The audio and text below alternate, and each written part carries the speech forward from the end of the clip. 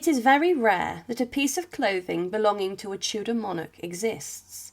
There are a few suits of armour inside the Tower of London that belong to King Henry VIII, and they are huge in their size. One of the suits is intricately engraved with the initials of Henry and his first wife, Catherine of Aragon, and is decorated with symbols of the monarchy and power.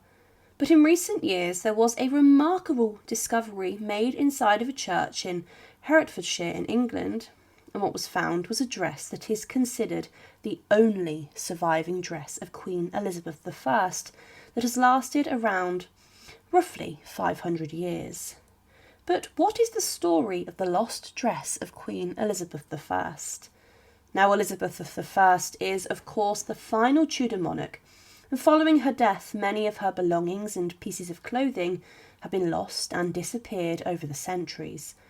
But the Bacton altar cloth has a long history, and it is believed to have possibly been the very dress that Elizabeth I wore when she sat for the rainbow portrait, a very famous portrait of her. The Bacton altar cloth was first exhibited in London at a meeting of the Royal Archaeological Institute in the June of 1885, and it was then shown at the Society of Antiquaries a few weeks later.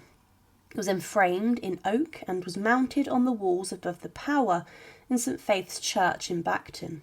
It had been used as a cloth on the altar, hence its name, showing its importance. But it remained on the north wall of the church for 106 years, out of direct sunlight, which helped its preservation.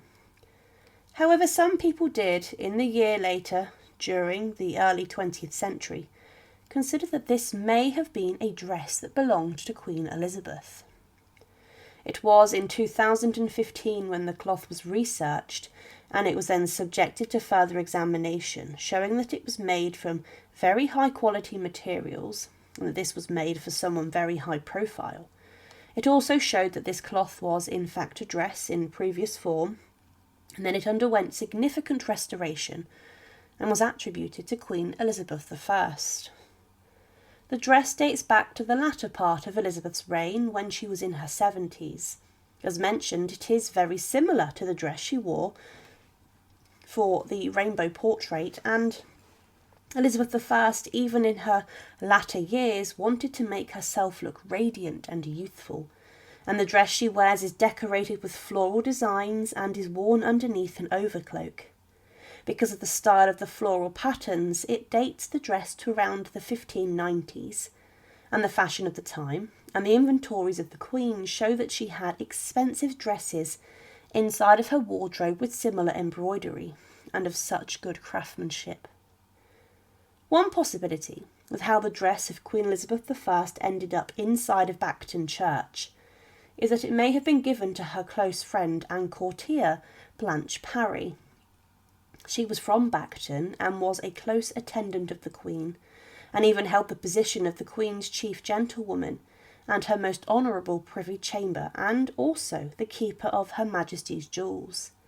Parry served Elizabeth well throughout her life and reign, and she was her longest-serving courtier of 56 years. But inside of her will, Parry left money for the church of Bacton, and she may have then left the dress in her will for the church also. It was a sacred object which was very, very well valued by the local churchgoers inside of Bacton, and the link to Blanche Parry is one that is still prominent today as a memorial to her is found inside of the church. Specifically, the dress is made from cream-coloured silk and an Italian cloth of silver. This was a giveaway as to the importance of the dress's owner, as this cloth was reserved for members of the royal family, and is decorated with silver and gold thread and animals. Dye was even used in the thread, which was sourced from Mexico, meaning there had to have been trade established with North America, or that explorers brought this into the royal court. But the Bacton altar cloth today is a remarkable garment that is considered to have been the only surviving dress that belonged to Queen Elizabeth I, the daughter of King Henry VIII and the final Tudor monarch.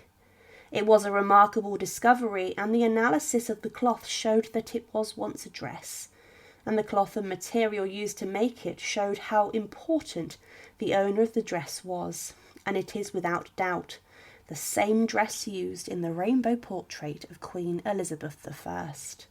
Thank you for watching, and to support, please subscribe to Her Remarkable History. Thank you.